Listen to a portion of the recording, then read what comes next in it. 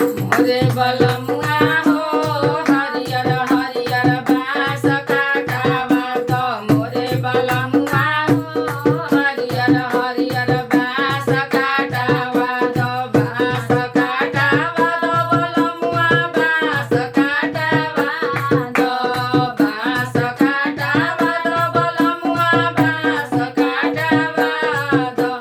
मोरे सजनवा हो हरियर हरियर कामर बना द मोरे सजनवा हो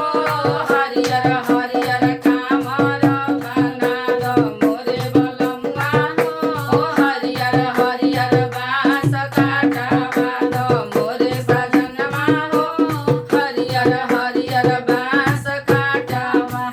कामर बना द बलमुआ कामर बना द कामर बना द बलमुआ कामर बना द मोरे सजनवा हो कामर में झालर लगावा द मोरे सजनवा हो कामर में झालर लगावा झालर लगावा द सजनवा झालर लगावा द मोरे बलमुआ हो कामर में घुघुर लगावा द मोरे बलमुआ हो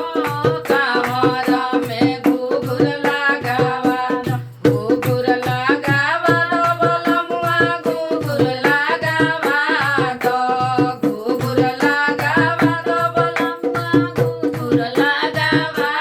द मोरे बलमुआ हो कामर में बाबा धाम लिखवा द मोरे बलमुआ हो कामर में बाबा धाम लिखवा द बाबा धाम लिखवा द बलमुआ बाबा धाम लिखवा द बाबा धाम लिखवा द बलमुआ बाबा धाम लिखवा द मोरे सजनवा